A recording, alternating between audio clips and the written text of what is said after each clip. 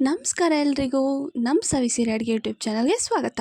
ಇವತ್ತಿನ ವಿಡಿಯೋದಲ್ಲಿ ನಾವು ಸೂಪರ್ ಕ್ವಿಕ್ಕಾಗಿ ಲೆಮನ್ ರೈಸ್ ಹೇಗೆ ಮಾಡೋದು ಅಂತ ನೋಡೋಣ. ಅದಕ್ಕೂ ಮುಂಚೆ ನೀವೇನಾದರೂ ನಮ್ಮ ಚಾನಲ್ನ ಫಸ್ಟ್ ಟೈಮ್ ವಿಸಿಟ್ ಮಾಡ್ತಾ ಇದ್ದರೆ ತಪ್ಪದೆ ಸಬ್ಸ್ಕ್ರೈಬ್ ಮಾಡಿ ಮತ್ತು ಬೆಲ್ ಐಕಾನ್ನ ಕ್ಲಿಕ್ ಮಾಡೋದನ್ನ ಮರಿಬೇಡಿ. ಫಸ್ಟ್ ಇಲ್ಲಿ ನಾವು ರೈಸ್ ಮಾಡ್ಕೊಳ್ತಾ ಇದ್ದೀವಿ. ರೈಸ್ ಮಾಡ್ಕೊಳ್ಳೋದಕ್ಕೆ ಒಂದು ಪಾತ್ರೆಯಲ್ಲಿ ನಾವು 1 ಬೌಲಷ್ಟು ಅಕ್ಕಿ ತೊಗೊಂಡಿದ್ದೀವಿ. ನಿಮಗೆ ಎಷ್ಟು ಕ್ವಾಂಟಿಟಿ ಬೇಕೋ ಅಷ್ಟು ಕ್ವಾಂಟಿಟಿನ ನೋಡಿ ತಗೊಳ್ಳಿ. ಇವಾಗ ಅಕ್ಕಿನ ಒಂದು 2 ಸರಿ ಚೆನ್ನಾಗಿ ತೊಳ್ಕೊಂಡಿದ್ದೀವಿ. ಅದಕ್ಕೆ ಇವಾಗ 2 ಬೌಲಷ್ಟು ನೀರು ಹಾಕ್ಕೊಳ್ತಿದ್ದೀವಿ. ಇದು ಅನ್ನ ಉದ್ರುದ್ರಾಗಿದ್ದರೆ ಚೆನ್ನಾಗಿರುತ್ತೆ ಲೆಮನ್ ರೈಸಿಗೆ, ಅದಕ್ಕೋಸ್ಕರ ನಾವಿಲ್ಲಿ 2 ಬೌಲಷ್ಟು ನೀರು ಹಾಕ್ಕೊಳ್ತಿದ್ದೀವಿ. ನೆಕ್ಸ್ಟ್ ಇದಕ್ಕೆ ಉಪ್ಪು ಹಾಕ್ಕೊಳ್ತಿದ್ದೀವಿ. ರುಚಿಗೆ ಎಷ್ಟು ಬೇಕೋ ಅಷ್ಟು ನೋಡಿ ಹಾಕ್ಕೊಳ್ಳಿ. ಇವಾಗ ರೈಸ್ ಮಾಡೋದಕ್ಕೆ ಇಟ್ಟಿದ್ದೀವಿ. ರೈಸ್ನ ಒಂದು ಮೀಡಿಯಮ್ ಫ್ಲೇಮಲ್ಲಿ ಒಂದು 10 ನಿಮಿಷ ಬೇಯಿಸ್ಕೊಳ್ತಿದ್ದೀವಿ. ಇವಾಗ ರೈಸ್ ರೆಡಿಯಾಗಿದೆ. ಇದನ್ನು ಒಂದು ಸೈಡಿಗೆ ಎತ್ತಿಟ್ಕೊಳ್ತಿದ್ದೀವಿ. ನೆಕ್ಸ್ಟು ಒಂದು ಮಿಕ್ಸಿ ಜಾರ್ ತೊಗೊಂಡಿದ್ದೀವಿ. ಅದಕ್ಕೆ 1 ಇಂಚಷ್ಟು ಶುಂಠಿ ಹಾಕ್ಕೊಳ್ತಿದ್ದೀವಿ. ಅದಾದಮೇಲೆ ಒಂದು ಸ್ವಲ್ಪ ಬೆಳ್ಳುಳ್ಳಿ ಹಾಕ್ಕೊಳ್ತಿದ್ದೀವಿ. ನೆಕ್ಸ್ಟ್ ಇದಕ್ಕೆ ಒಂದು 4ರಿಂದ 5 ಹಸಿಮೆಣ್ಸಿನ್ಕಾಯಿ ಹಾಕ್ಕೊಳ್ತಿದ್ದೀವಿ. ನೀವು ಖಾರಕ್ಕೆ ಎಷ್ಟು ಬೇಕೋ ಅಷ್ಟು ನೋಡಿ ಹಾಕ್ಕೊಳ್ಳಿ.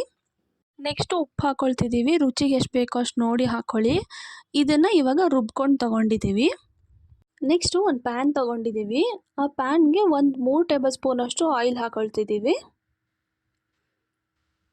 ಇವಾಗ ಆಯಿಲ್ ಸ್ವಲ್ಪ ಬಿಸಿ ಆದಮೇಲೆ ಇದಕ್ಕೆ 1 ಟೇಬಲ್ ಸ್ಪೂನಷ್ಟು ಸಾಸಿವೆ ಹಾಕ್ಕೊಳ್ತಿದ್ದೀವಿ. ಅದಾದಮೇಲೆ ಇದಕ್ಕೆ 1 ಟೇಬಲ್ ಸ್ಪೂನಷ್ಟು ಜೀರಿಗೆ ಹಾಕ್ಕೊಳ್ತಿದ್ದೀವಿ. ಇವಾಗ ಸಾಸಿವೆ ಜೀರಿಗೆ ಎಲ್ಲ ಸ್ವಲ್ಪ ಚಟಪಟ ಅಂದಮೇಲೆ ಇದಕ್ಕೆ ಒಂದು 2 ಟೇಬಲ್ ಸ್ಪೂನಷ್ಟು ಕಡಲೆಬೇಳೆ ಹಾಕ್ಕೊಳ್ತಿದ್ದೀವಿ. ಅದಾದಮೇಲೆ ಒಂದು 2 ಟೇಬಲ್ ಸ್ಪೂನಷ್ಟು ಉದ್ದಿನಬೇಳೆ ಹಾಕ್ಕೊಳ್ತಿದ್ದೀವಿ.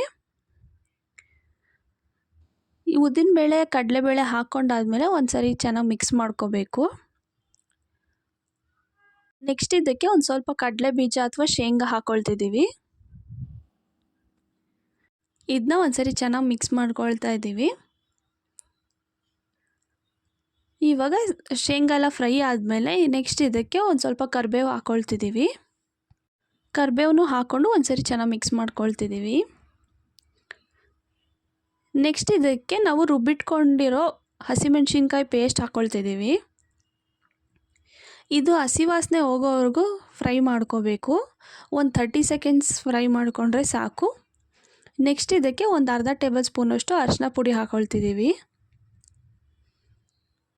ಇದನ್ನು ಒಂದು ಸರಿ ಚೆನ್ನಾಗಿ ಮಿಕ್ಸ್ ಮಾಡ್ಕೊಳ್ತಿದ್ದೀವಿ. ನೆಕ್ಸ್ಟ್ ಇದಕ್ಕೆ ಒಂದು ಸ್ವಲ್ಪ ಕೊತ್ತಂಬರಿ ಸೊಪ್ಪು ಹಾಕ್ಕೊಳ್ತಿದ್ದೀವಿ. ಕೊತ್ತಂಬರಿನೂ ಹಾಕ್ಕೊಂಡಾದ್ಮೇಲೆ ಒಂದು ಸರಿ ಮಿಕ್ಸ್ ಮಾಡ್ಕೊಳ್ತಿದ್ದೀವಿ. ನೆಕ್ಸ್ಟ್ ಇದಕ್ಕೆ ಒಂದು ಅರ್ಧ ನಿಂಬೆಹಣ್ಣಿನ ರಸ ಹಾಕ್ಕೊಳ್ತಿದ್ದೀವಿ. ಇವಾಗ ಇದನ್ನು ಮಿಕ್ಸ್ ಮಾಡ್ಕೊಳ್ತಿದ್ದೀವಿ. ಗೊಜ್ಜೆಲ್ಲ ರೆಡಿ ಆಗಿದೆ. ನೆಕ್ಸ್ಟ್ ಇದಕ್ಕೆ ನಾವು ಮಾಡಿಟ್ಕೊಂಡಿರೋ ರೈಸ್ನ ಹಾಕ್ಕೊಳ್ತಿದ್ದೀವಿ. ಇದಂತೂ ತುಂಬಾ ಕ್ವಿಕ್ಕಾಗಿ ಆಗುತ್ತೆ ಮತ್ತು ನೀವು ಬೆಳಗ್ಗೆ ಬ್ರೇಕ್ಫಾಸ್ಟಿಗೆ ಆರಾಮಾಗಿ ಮಾಡ್ಕೋಬಹುದು. ಇವಾಗ ರೈಸ್ನೆಲ್ಲ ಹಾಕ್ಕೊಂಡಾದ್ಮೇಲೆ ಒಂದು ಸರಿ ಚೆನ್ನಾಗಿ ಮಿಕ್ಸ್ ಮಾಡ್ಕೊಳ್ತಿದ್ದೀವಿ. ಮತ್ತು ಇದಕ್ಕೆ ಇವಾಗ ಉಪ್ಪು ಹುಳಿ ಏನಾದರೂ ಶಾರ್ಟೇಜ್ ಇದ್ದರೆ ಹಾಕ್ಕೋಬಹುದು. ಇವಾಗ ಇದೆಲ್ಲ ಚೆನ್ನಾಗಿ ಮಿಕ್ಸ್ ಆಗಿದೆ. ನಾವಿಲ್ಲಿ ರೈಸ್ನ ಉದುರುದ್ರಾಗಿ ಮಾಡ್ಕೊಂಡಿರೋದಕ್ಕೆ ಲೆಮನ್ ರೈಸ್ ಚೆನ್ನಾಗಿ ಬಂದಿದೆ. ನೀವು ಕೂಡ ನೋಡ್ತಾ ಇರ್ಬೋದು. ರೈಸ್ ಮೆತ್ತಗಾದರೆ ಇದು ಅಷ್ಟು ಚೆನ್ನಾಗಿರೋದಿಲ್ಲ.